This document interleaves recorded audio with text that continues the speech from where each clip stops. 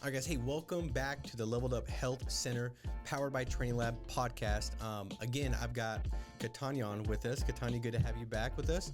I always say this, like typically with podcasts, we'll have just like one guest on per year, but you're so good. It's like I want to have Catania on every single month because I just know for me, my desire is always to provide value to people. You know, when I connect with other people that I know provide great value, my goal is to be sometimes just a great connector. You know, I was talking to this guy, Michael, downstairs before we got up here.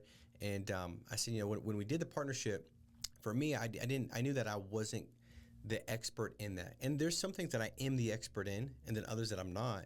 But when I'm not, I want to make sure that I can serve somebody at the highest level as if I am. And I've always found like partnership and connecting with somebody that is can also bring that value where I could just be kind of a conduit. And that's what I told him. I said, dude, I'm a conduit here after seeing everything with Parker and the love and support you guys gave her, not just from the protocol, but also like the spiritual, the mental, the speaking life over here. I was like, all right, this is great. And so last podcast, I had a bunch of feedback like, dude, that was so good. Like the value is so good because you really communicated something that I believe is very complex in a simple way. And I feel like that's like the art of great communication is taking something complex and making it seem simple. Mm-hmm. Where there's a lot of people out there that are talking about health modalities, just different things that can help you level up your health. And they take something that's simple and they make it complex. And then you're like, it sounds like it works, but I don't know what the next step is. I'm not too sure. And so today I want to unpack some of those questions with you and kind of go through that. And so the one thing that I think a lot of times, or a lot of people nowadays are thinking is like, how do I enhance my focus? Like we're in a highly distracted, society now, right? Like I know for me, like I feel like every year I'm more distracted than I was the prior year. And I'm always trying to like pause and get my mind right with that because it's so easy with your cell phone going off and just things that are taking place. But talk about that, like how does somebody help, like what are some things somebody can do to help enhance their focus and just like, their cognitive like ability? What would you say would be some things that could help with that? There's a lot of things. With cognitive ability, there's the general kind of understanding is that as we get older, that declines. But I don't think that has to be true.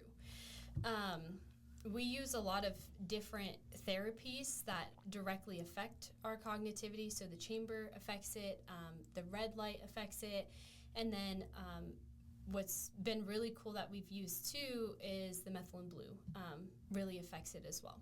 So methylene blue was synthesized as a textile dye, and then it was used by a scientist a few years later to treat malaria originally. He actually won a Nobel Peace Prize for it. And then they started doing all these studies on the methylene blue and its effect on the body. And one of the main research areas that they've done has been with the cognitivity. So there was a study done where they used rodents. They injected them with rotenone. It's a deadly pesticide. And what it did was it damaged the electron transport chain in the cells, similar to the way that Parkinson's would. So it attacked the dopamine receptors. And then after they did this, they used methylene blue to then treat it. And what they found was the methylene blue congregates in the brain. That's where it naturally goes to. And what it did was the cells that had the damaged electron transport chains, it actually bypassed it by being an electron donor. And so it created ATP in these broken cells, which is crazy. And then anytime you're increasing cellular production, you're also introducing oxidative stress, which is why like when we increase the mitochondrial function, we use a lot of different therapies to make sure that we're keeping the body at like a homeostasis. It's where like the hydrogen comes in after you use the hyperbaric chamber and the red light and different things. So methylene blue has this really cool dual purpose where when it increases the cellular production or the ATP production, it also binds to superoxide. So the oxidative stress that's produced from that, it binds to that and turns it into water. And so it not only helps cellular function, but then it also acts as an antioxidant. So for brain health, the methylene blue, like as a supplement, is a huge thing. And then what we do at our place and then at your place too is we use the methylene blue combined with the red light over that face area. Your brain is the most mitochondrial dense part of your body. So we use the methylene blue and then we basically facilitate it in the body by putting the red light over the area. So now you're like hypercharged in your brain. They've also done a lot of studies where they looked at kids who were taking final examinations, and they had a group that used the red light and they had a group that didn't use the red light. And just statistically speaking, the kids that used the red light did, I think it was like 80% better on their exams. So to basically boost the mitochondrial function, I know that's like, I talk about that nonstop, I think. But that's it's kind great. of the primary, like, you want to address these core things, because if you're addressing the symptoms, you're not fixing anything. So you're saying like Adderall would, for instance, be addressing like the symptom, right? Right. Or something like that where you're like, I have to just do this to get focused. Well, like there's things that you can do that, and I'm a big believer, like short-term pain is long-term gain. Long-term, gain is short-term gain is long-term pain, right? They kind of go back and forth. And so I think a lot of times, like, those things that we do to address the symptoms, they fix it for a minute, but a lot of times over a course of time, it becomes even more exaggerated, right? Right. And so when you address like the core root, like you're talking about, well, now, okay, long-term, I'm going to see not a bad effect, but I'm going to see a great effect, side effect from it, because I've addressed the root, not just the fruit, right? Yeah, right. And through the process of it. And so I just want to make sure I get this right. You said, so there's damage that takes place, like with memory loss, and this could be associated with different diseases, whether that's Parkinson's or Alzheimer's, dementia, stuff like that. Right. The methylene blue, when it's activated, which it needs the red light to be pretty much activated, right? It goes to work, and it actually it's a donor for these damaged places to help bring it back to life. Yeah, it's so cool. It like bypasses the regular process of producing ATP by like donating electrons. So and the methylene blue boosts the results of the red light, and then the red light makes the methylene blue more effective. So they help each other, if that makes sense, for what each of them do. A lot of times too, because that's what like the neurocognitive decline is. It's a breakdown of the cellular processes in your brain. And then also, because a lifestyle or diet are different things, we see blood flow.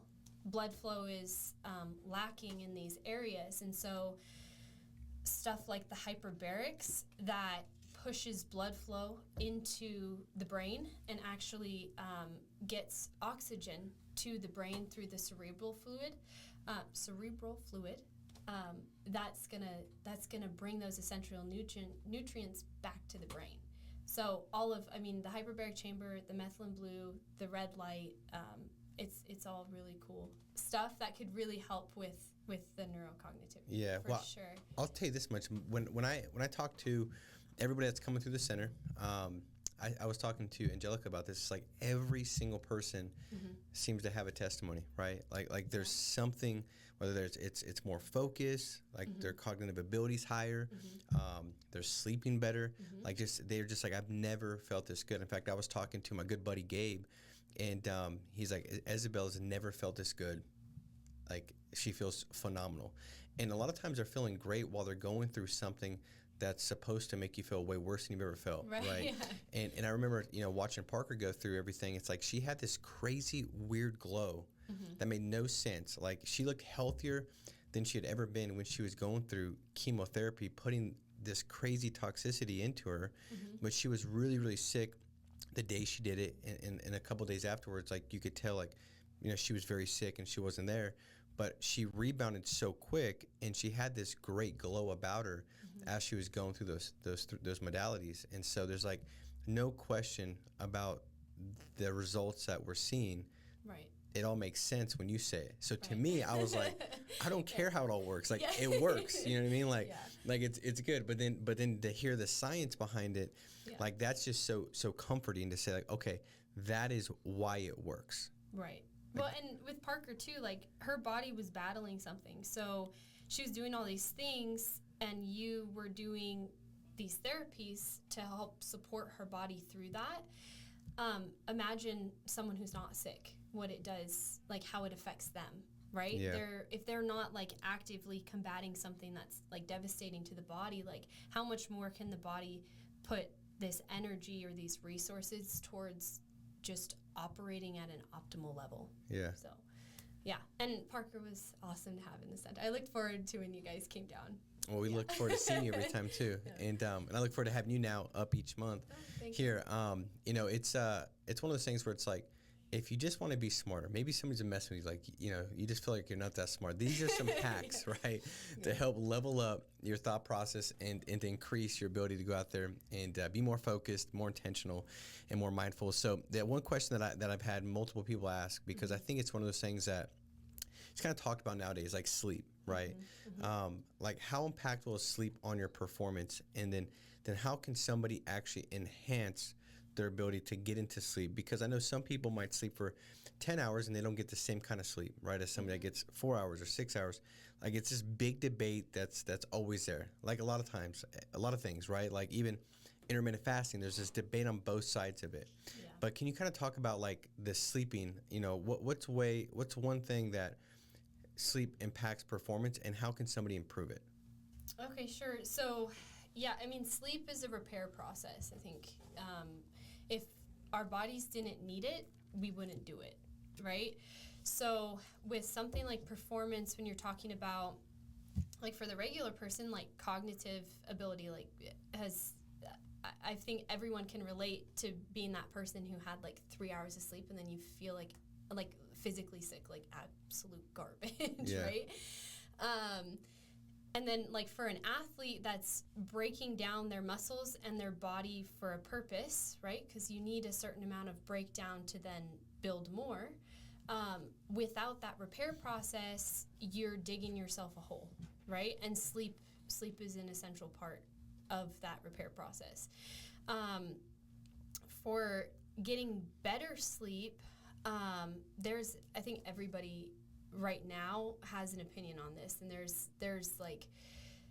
people that have different techniques or how you could do it. I think one of the things is caffeine is a big like contributor. Coffee shops are on every corner. Like there's a Starbucks like every block as you drive.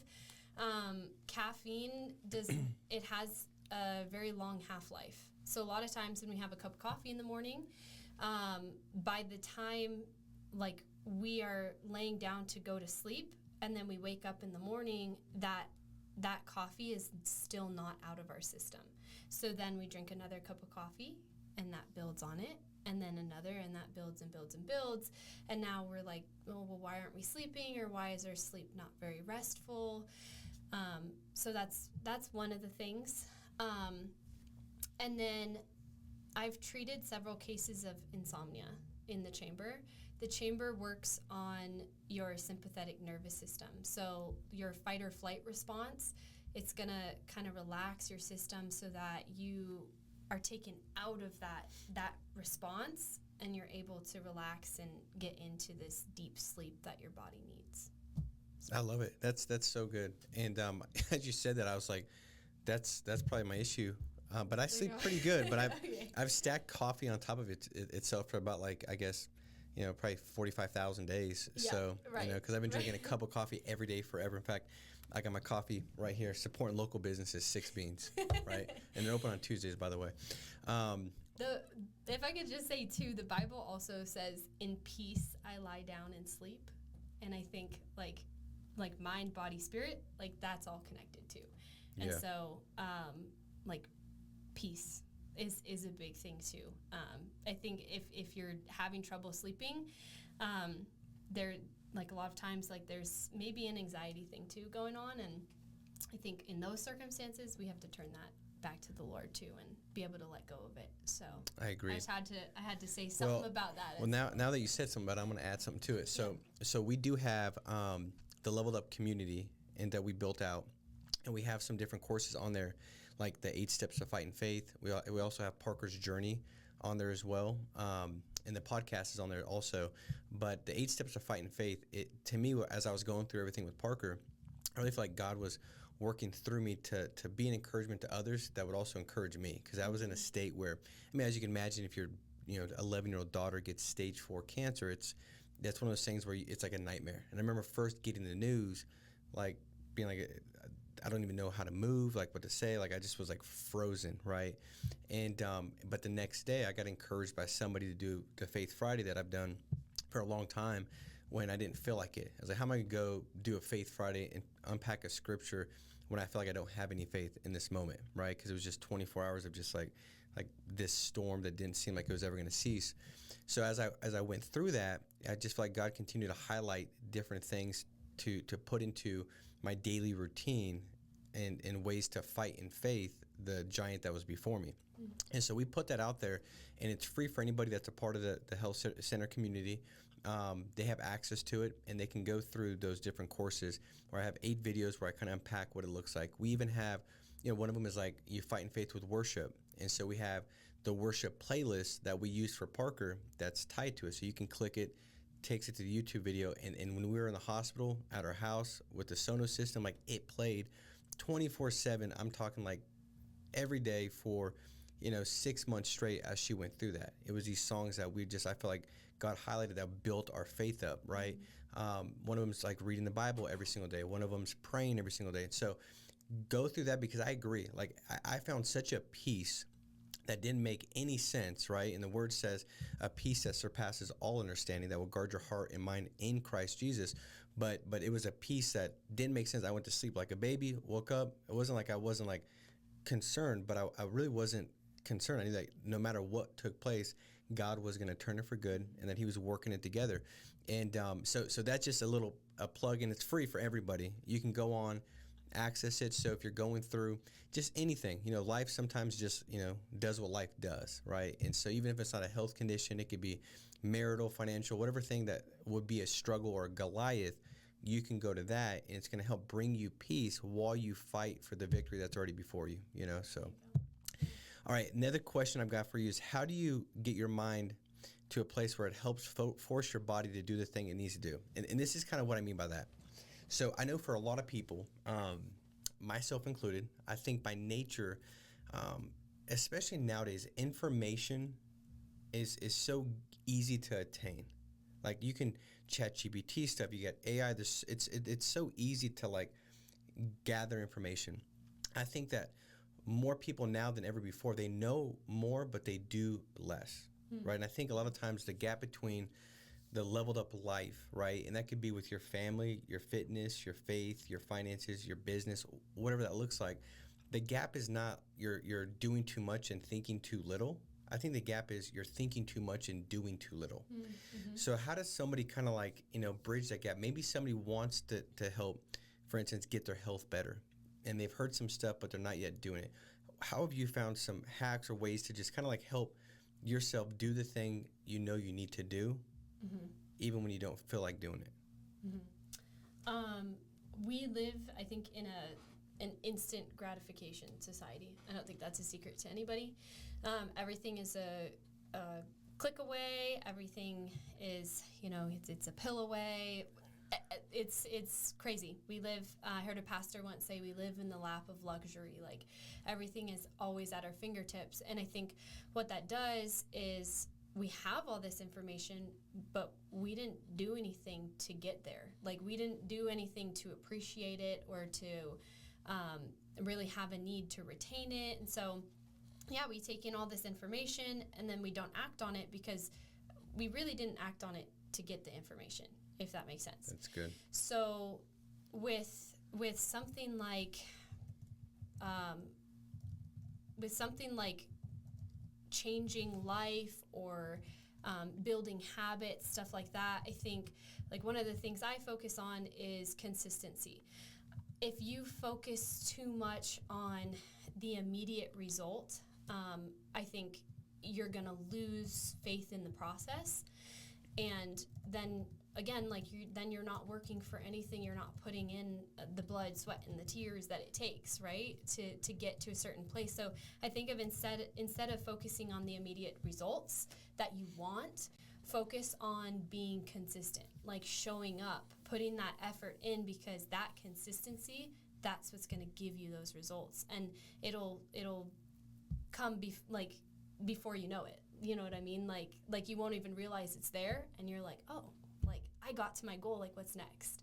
And I think also that gives you a good feeling, like I worked for this, like I earned this, and so that makes you want to continue being consistent as well. So I would say focus on consistency instead of this immediate result that you want, because that result will come once you commit to being consistent. How many triathlons have you done? I've done triathlons, like just triathlon. The Ironman. I've done a bunch of triathlons, but I've done 5 full Ironmans and then 1 half Ironman. Okay, so I had to ask that in addition to your answer, because like you have credibility with that, because you can't do something like that. There's probably not many people that can say I've done an Ironman or I've done 5.5, right? Yeah. And so that really just kind of shows the fact that in order to do that, you have to earn it, or you'd go out there and you would die. Yeah. There's no question that there wasn't a process that you had to endure for a long time to build your body and mind up in such a way where you could go and endure that kind of feat. Like there's no question. Yeah. That was so good. Because I never thought about it like that. That okay, the gap between the information and the doing is probably because you don't appreciate the information. Because I know for me that anything I appreciate, I perform at a higher level with. Right. But how do you appreciate something if you didn't get it? Right.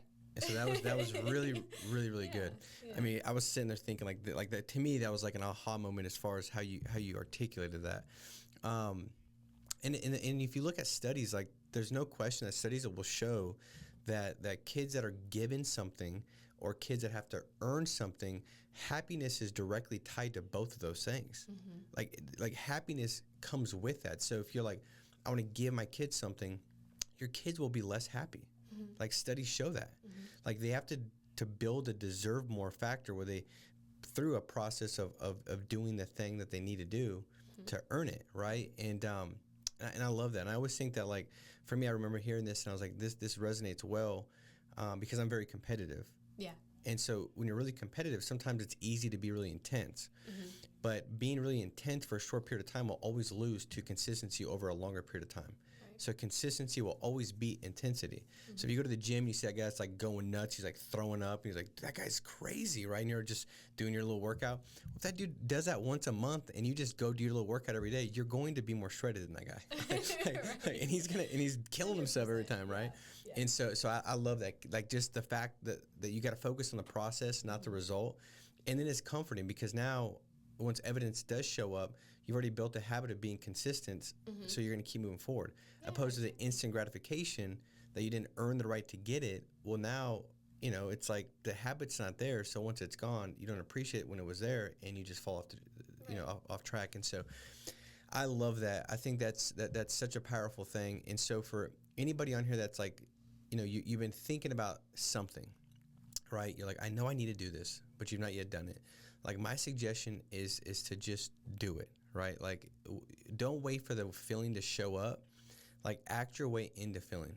Mm-hmm. A lot of times we think that life is gonna be about, well, once the feeling shows up, or if I can cultivate or somehow build the feeling, then I'll do it. No, the feeling's on the other side of the action. Mm-hmm. And if you can keep your mind off of like the uncomfortability of taking action or doing something new and focus on the payoff of how good it's gonna be when you just consistently do the thing, you're more likely to take the step in the first place, Right.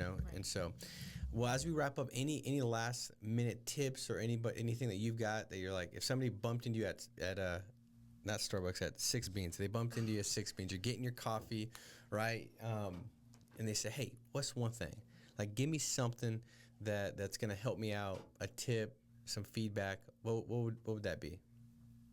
That is a tough question. I know, with no prep time either. I know. Well, we were talking about before this prayer. prayer is such a big thing. I think, again, like with the process and like with the consistency, I think when you get your life in order in like even those aspects, like everything else falls in line, because it takes a decision to like talk to a person or to continue a relationship. And so it takes a decision to like humble yourself and like pray and be like, I'm going to take the time out of my day to do this. And again, it's about consistency. And I think if you're willing to do that, all the other stuff that you want to do but you haven't had the drive, or you don't know how to get there, like that stuff is going to fall into place, because it's those little decisions that are going to translate into the big decisions. So for today, I'm gonna say pray. I love it. That's what I'm gonna say. Well, I think if I asked you tomorrow, you'd say the same thing. But I think that is the thing, right? Like it just kind of helps you just really unpack the things that maybe are holding somebody back. A lot of times it's not the stuff we have to add, it's the things that we have to remove, right? And when we can put ourselves at his feet, he can start to prune and kind of make us aware of some of the things that we become unaware of just because we're busy. We go from each day to each day, and we're not even aware that, hey, this is really kind of holding me back. This is kind of like, maybe it's a thought process, a thought pattern. Maybe it's a habit. But God wants to unpack those things, right? He wants to help. And then he wants to give you that vision of seeing yourself in the way he's identified you as, which is his child with an inheritance of blessings and promises. But, you could have a gift, and if you don't open the gift, do you have a gift? No, right? And so we've all been given this gift, and prayer is one of those things that allows us to exercise, remind ourselves of that gift. But if we don't do it, we go through life, really having victory, but we never get to experience it. And I think prayer definitely does that. Well, guys, I hope this served you. It definitely served me. I got a lot from it, and so I appreciate you coming on, as always. This was really, really good. And so make sure to share this, like, subscribe. If you're the kind of person that just values people. If you're the kind of person that doesn't, you're like, I don't care about people, then don't share it, right? You'll be fine. It'll validate your initial belief. But if you want to give back, share this, because I promise you there might be somebody on the other side of that share button that gets in it, that wouldn't have gotten it, that now they listen to this and like, all right, got it. This is the thing that I could do, what I need to do to go out there and level up my life. So guys, make it a big week. Be strong, stay steadfast, and we'll talk to you soon. Take care.